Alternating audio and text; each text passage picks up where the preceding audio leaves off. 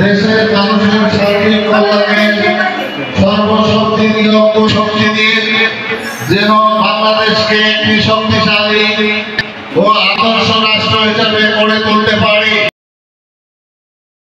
বিরলে জাতীয় ও আন্তর্জাতিক যুব দিবস পালিত। প্রযুক্তি নির্ভর যুবশক্তি, বহুপাক্ষিক অংশদারিত্ব, অগ্রগতি এ প্রতিপাদ্য বিষয়কে সামনে রেখে বিরলে আজ মঙ্গলবার সকালে জাতীয় ও আন্তর্জাতিক যুব দিবস পালিত হয়েছে। উপজেলা প্রশাসন ও যুব উন্নয়ন অধিদপ্তরের আয়োজনে যুব র্যালি, আলোচনা সভা ও যুব ঋণের চেক বিতরণ করা হয়েছে। সকালে যুব র্যালিটি উপজেলা চত্বর থেকে বের হয়ে বিরল পৌর শহরের গুরুত্বপূর্ণ সড়কসমূহ প্রদক্ষিণ করে উপজেলা পরিষদ অডিটোরিয়ামে আলোচনা সভায় মিলিত হয়। উপজেলা যুব উন্নয়ন কর্মকর্তা মাহফুজার রহমান চৌধুরীর সভাপতিত্বে আলোচনা সভায় প্রধান অতিথির বক্তব্য রাখেন উপজেলা নির্বাহী অফিসার ইন্দ্রজিৎ সাহা।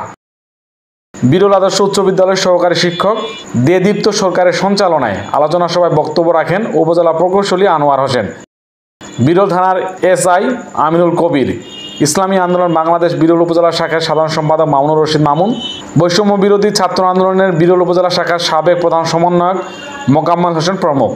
আলোচনা সভা শেষে উপকারভোগীদের মাঝে যুব ঋণের চেক হস্তান্তর করা হয়। যেটাই জহির, বিরলের সংবাদ, বিরল দিনাজপুর।